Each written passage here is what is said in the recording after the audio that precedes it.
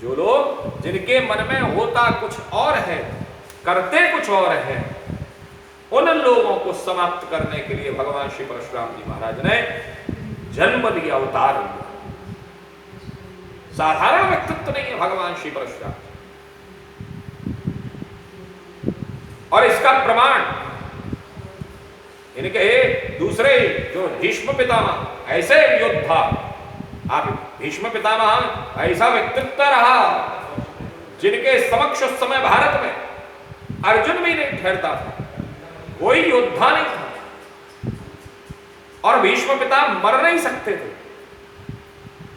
जरा विचार करिए, जिसका शिष्य इतना उत्कृष्ट योनि का, शैली का हो,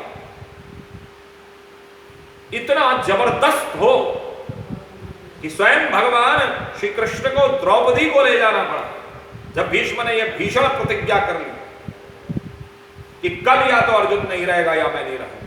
और अर्जुन को भी वो इसलिए, वो चाहते तो युद्ध को समाप्त कर सकते थे, लेकिन उन्होंने युद्ध को सिर्फ इसलिए समाप्त नहीं किया, उन्होंने अर्जुन को इसलिए नहीं मारा क्योंकि वह उससे प्रेम करते थे। पांडवों से उन्हें प्रेम था, इसलिए प्रेम नहीं था कि कोई पक्षपात। क्यों? क्योंकि वह पांडव जो थे वह धर्म के साथ खड़े थे, धर्म के साथ में ये कोई साधारण व्यक्तित्व नहीं थे भगवान श्री। इनके दूसरे शिष्य हुए गुरु द्रोणाचार्य।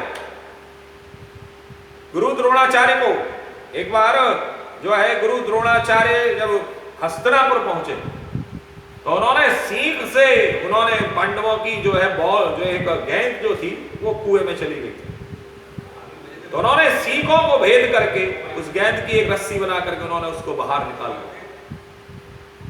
तो भीष्म पितामह ने जब पता लगा, तब उनको जो है शिक्षा के लिए, शस्त्र शिक्षा के लिए उन्होंने गुरु द्रोणाचार्य को भी इन्होंने दीक्षा दी।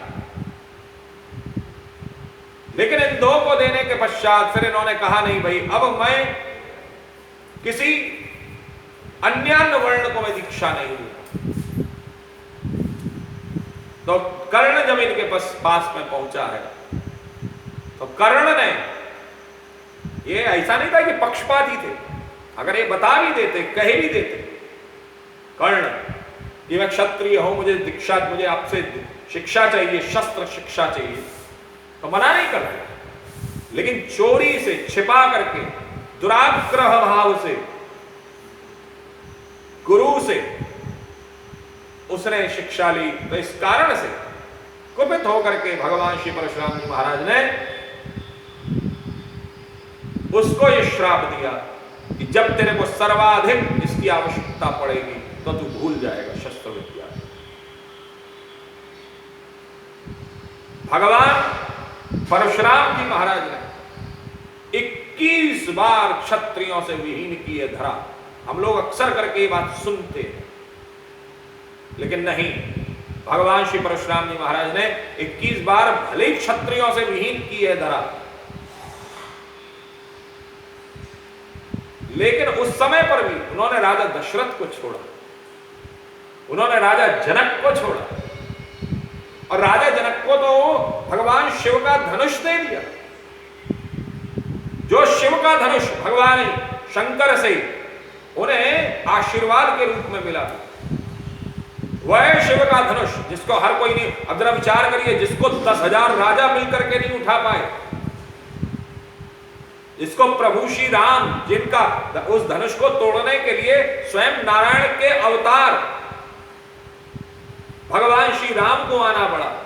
जरा विचार करिए, उस धनुष को उठाने वाला योद्धा और उस धनुष को उठा करके युद्ध करने वाला योद्धा, जिस धनुष को 10,000 राजा मिलकर के नहीं उठा पा रहे हैं, और उस धनुष के साथ में उस धनुष को सदैव अपने कंधे पर लाद करके लेकर के चलने वाला वह योद्धा कैसा योद्धा होगा, जिसके धनुष का भार ही 10,000 राजाओं से ऊपर है। जब उसके ऊपर वो प्रत्यंचा चढ़ाते होंगे, जब युद्ध करते होंगे, तो क्या व्यक्तित्व होगा भगवान श्री परशुराम। जरा विचार करिए, माहेश्वती महेशमती नगर के राजा हय वंश के सहस्त्रार्जुन। बड़ा सुंदर एक कथा भगवान श्री परशुराम जी के तेज की हमको प्राप्त होती है। कई सारी कथाएं, और वह जा पहुंचा अपनी सेना के साथ में जमदग्नि ऋषि जी के आश्रम में। वहां पर कामधेनु की बंधी हुई है, एक गाय बंधी है, और वह गाय साक्षात देवी का अवतार है। वह साधारण गाय नहीं है, और जब वह साधारण गाय नहीं है तो वह साक्षात देवी की का प्रतीकात्मक है।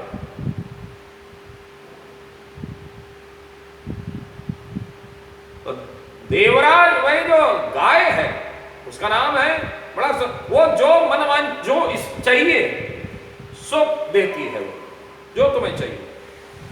और उस समय पर कम से कम 1 लाख सैनिकों के साथ, कम से कम लाखों सैनिकों के साथ में वह जमदग्नि ऋषि जी के आश्रम में पहुंचा। तो उस गाय की सहायता से जमदग्नि ऋषि ने यह जान करके, मान करके, स्वीकार करके, भाई हमारा राजा है और राजा हमारा भगवान होता है। हमारे धर्मशास्त्र में जो हमारा राजा है वह राजा साक्षात ईश्वर का अवतार है, और ईश्वर का अवतार है, ईश्वर का स्वरूप है, ईश्वर का ही प्रतिमूर्ति है। हमको उसको सम्मानित करना चाहिए, हमें उसका सम्मान करना चाहिए। इस भाव से जमदग्नि ऋषि जी ने राजा का आदर सत्कार किया। उसने देखा अरे इतनी ये साधारण सा आश्रम है, और इस साधारण से आश्रम में हमारे लायक जो कुछ होना चाहिए, जो वैभव होना चाहिए, वही सब हमको प्राप्त हो रहा है। कहां से हो रहा है, किधर से हो रहा है? तो उसने पता करवाया, तो पता लगा कि एक गाय है, वह गाय हमारी सारी व्यवस्थाओं को कर रही है। यह कामधेनु गाय, और यह गाय के कारण ही जमदग्नि ऋषि जी ये सारी व्यवस्थाओं को कर पा रहे हैं। जरा विचार करें। तो उस समय पर आकर के उसने जमदग्नि जी से महाराज से उन्होंने कहा कि हमको ये गाय चाहिए। तो बोले महाराज हम ऋषियों के लिए तो केवल ये गाय ही तो हमारा सहारा है, हम इसी का तो दूध पीते हैं, हम इसी की तो व्यवस्था करते हैं। तो माना नहीं, बोले नहीं हमें चाहिए। बोले जाने लगा, चलो हाँकने लगा। तो उस गाय ने जमदग्नि जी से कहा प्रभु मेरी रक्षा कीजिए। तो जमदग्नि ऋषि जी ने एक ही बात कही, देवी मैं तो असहाय हूं, मैं नहीं कर सकता। मैंने इस राजा को बहुत समझाने की चेष्टा की, मैंने इस राजा को बहुत कुछ कहने का प्रयास किया।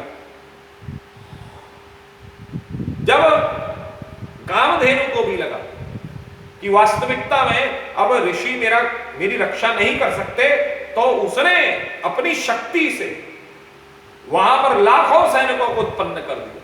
और भीषण युद्ध में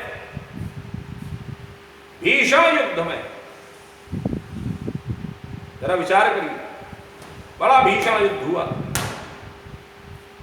उस भीषण युद्ध में स्थिति ऐसी हो गई कि हाय वो सहस्त्रार्जुन को भागना पड़ा। कहां साधारण सैनिक और कहां दैवी शक्ति से परिपूर्ण वह सैनिक जो कामधेनु से उत्पन्न हुए। तो हे वंश का वह सहस्त्रार्जुन भागा है, और जब वो भागा तो दोबारा से उसने आकर के आक्रमण किया। और आक्रमण में जरा विचार करिए, वह गाय को जो है जबरदस्ती आश्रम को तहस नहस करके चला गया। अंत तो उसने, क्योंकि उसके पास में तो वरदान था, और जब उसके पास में वरदान था तो स्थिति क्या हुई, छीन करके ले गए जबरदस्ती बलपूर्वक। सहस्त्रार्जुन ने स्वयं आकर के युद्ध किया। जब गाय को ले गया भगवान परशुराम जी महाराज आए, तो भगवान परशुराम जी महाराज ने आकर के आश्रम की स्थिति देखी, बोला पिताजी ये सब क्या है? तो पिताजी ने सारा वृत्तांत बताया, सारी चीजें समझाई। तो भगवान श्री परशुराम जी महाराज ने सीधे सहस्त्रार्जुन के पास में पहुंचे, युद्ध किया और उसको समाप्त कर दिया, उसको दंड दिया। समाप्त क्यों किया, जरा विचार करिए कि ऐसा राजा हमको नहीं चाहिए जो राजा अन्याय का प्रतीकात्मक हो, जो प्रजा का ही शोषण करे। ये एक व्यवस्था, एक सामाजिक न्याय व्यवस्था उन्होंने निर्धारित की कि ऐसा राजा हमको नहीं चाहिए, जो राजा जन का प्रिय ना हो, जिसकी नजर जन की संपदा के ऊपर रहे। ये उन्होंने व्यवस्था के अंतर्गत में, न्याय, सामाजिक न्याय व्यवस्था के अंतर्गत में उन्होंने सहस्त्रार्जुन को समाप्त किया। वहां से लौट करके आए, गाय को ला करके अपने आश्रम में रखा। पुनः उसके जो पुत्र थे, उन पुत्रों ने रात्रि के अंधकार में जाकर के जमदग्नि ऋषि जी की हत्या कर दी। जब वे समाधिस्थ होकर के बैठे हुए, छुप करके चोरी से आश्रम में जाकर के उन्होंने महर्षि जी जमदग्नि जी ऋषि महाराज को उन्होंने मारा और उन्होंने समाप्त कर दिया, क्योंकि वो जानते थे कि हम सामने जाएंगे तो हम बच नहीं पाएंगे। तो ये देख करके, अपने पति को मरा हुआ देख करके, अपने पति को मरा हुआ देख करके,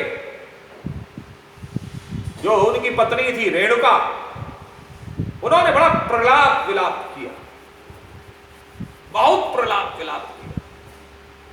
और उस समय पर भगवान श्री परशुराम जी महाराज ने प्रतिज्ञा की कि जिन अधर्मी विधर्मी क्षत्रियों ने मेरे पिता को समाप्त किया है, मैं भी प्रण लेता हूं। क्योंकि उनकी मां ने 21 बार अपनी छाती को पीटा, तो उन्होंने कहा कि मैं भी प्रण लेता हूं कि 21 बार मैं अधर्मी विधर्मी राजाओं से इस धरा को मुक्त कराऊं।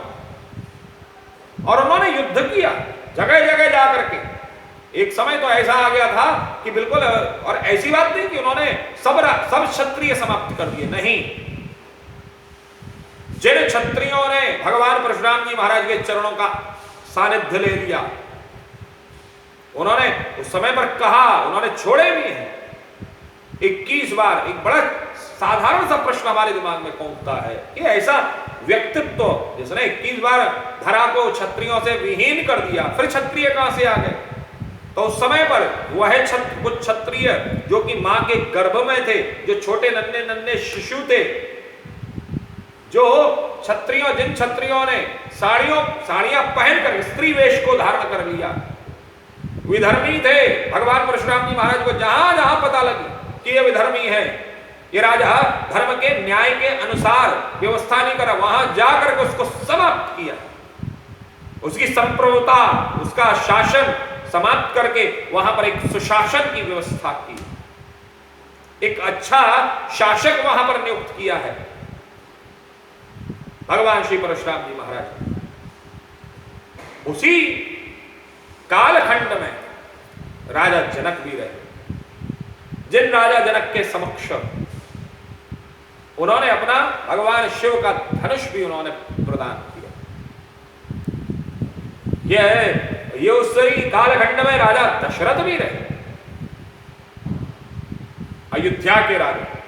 जरा विचार कीजिए, कहां अयोध्या और कहां मिथिला। मिथिला है नेपाल बॉर्डर के पास, और अयोध्या है इधर हमारे उत्तर प्रदेश की भूमि पर। तो यहां से लेकर के और इधर महेशमती जो है नीचे की तरफ पाया जाता है, वहां तक भगवान श्री परशुराम जी महाराज ने यहां से लेकर के वहां तक पूरे भारत में एक सुशासन की व्यवस्था, एक सामाजिक न्याय प्रणाली की व्यवस्था, उन्होंने शास्त्र के अनुरूप शस्त्र उठाना चाहिए, यह व्यवस्था उन्होंने निर्धारित की।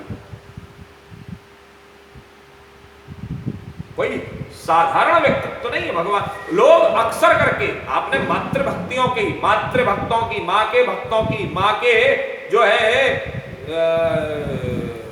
चाहने वालों की, मां के प्रति प्रेम रखने वालों की कथाएं, कहानियां, किस्से तो बहुत सुने हो, लेकिन ऐसा व्यक्तित्व जिसने पिता को सर्वोपरि माना।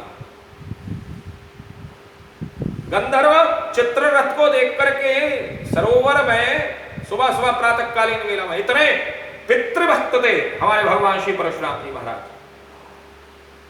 कि गंधर्व चित्ररथ को जब उन्होंने देखा सुबह सुबह प्रातःकालीन वेला में 3:30-4 बजे ब्राह्म मुहूर्त में, उनकी मां रेणुका जल लेने के लिए सरोवर पर गई, तो वहां पर चित्ररथ को देखा उन्होंने। चित्ररथ गंधर्व को देखा जो अपनी अप्सरा, अपनी जो है स्त्रियों के साथ रमण कर रहा है, तो उनके मन में भी एक काम का भाव अर्थात कोई गलत भाव नहीं, बस यह भाव उत्पन्न हो गया कि काश हमारा भी ऐसा ही एक घर होता, हमारे पतिदेव भी, हम लोग भी ऐसे, हम कहाँ इसमें हम साधारण स्त्रियां बनकर, हमारे पतिदेव देखो कितने उच्च कुल के हैं, चाहे तो वो ऐसा कर सकते हैं। इच्छा का भाव प्रदीप्त हो गया, जागृत हो गया, जग गया, और जब इच्छा का भाव जगा तो उनको वह सेवा लाने, जल की सेवा लाने में विलंब हो गया, और जब विलंब हो गया और थोड़ी देरी के साथ में, विलंब के साथ में, वह रेणुका जी अपने पति की सेवा में जल को लेकर के गई, तो पति ने तुरंत अपनी शक्ति के माध्यम से यह जान लिया कि किस कारण से इसको विलंब हुआ है, और उन्होंने तुरंत अपने बच्चों को आज्ञा दी। 4 बच्चे, उनके 5 पुत्र हैं, उनमें से 4 को उन्होंने आज्ञा दी कि ना अपनी मां का सर को काट दो। इसने गलत विचार उत्पन्न किया, किसी बच्चे की हिम्मत नहीं पड़ी, किसी पुत्र की हिम्मत नहीं पड़ी। 4 पुत्र हाथ जोड़ करके मौन होकर के खड़े रहे, किसी की हिम्मत नहीं पड़ी। जरा विचार करिए, ये भी हमको एक संकेत मिलता है हमको यहाँ। क्या ऐसी व्यवस्था थी जहां पर स्त्री को एक साधारण सी बात के ऊपर उसको मृत्युदंड दे दिया जाता था? नहीं, बल्कि वह जमदग्नि ऋषि जी अपने पुत्रों को यह संकेत देना चाहते थे कि धर्म के कार्य में विलंब नहीं होना चाहिए, धर्म के कार्य में कभी भी देरी नहीं होनी चाहिए, और जो व्यक्ति इस देरी को करता है उसको समाप्त कर देना चाहिए। अच्छा, एक और गुण था, तो उन्होंने अपने 4 पुत्रों को कहा, किसी ने इस बात को नहीं माना, और उन 4 पुत्रों में जब किसी ने इस बात को नहीं माना, जरा विचार करिए, जो रुक्मवान सुषेण, जो रुक्मवान थे, सुखेण थे, वसु थे, अपना जो है विश्वावस थे, इन्होंने 4 पुत्रों ने इनकी बात को नहीं माना, तो उन्होंने परशुराम जी महाराज को आदेश दिया। और जब परशुराम जी महाराज को आदेश दिया, परशुराम जी महाराज ने एक क्षण में उन्होंने कहा, आदेश दे पिताजी, बोले अगर तू मेरा सच्चा पुत्र है तो मैं चाहता हूं कि तू अपनी मां का और अपने 4 भाइयों के सर को समाप्त काट दे, खत्म कर। परशुराम जी महाराज ने एक क्षण नहीं लगाया, और भगवान श्री परशुराम जी महाराज ने एक क्षण नहीं लगाया, तुरंत आदेश का पालन किया, मां के सर को और 4 भाइयों के सर को काट दिया। जरा विचार करिए, इतने बड़े पितृभक्त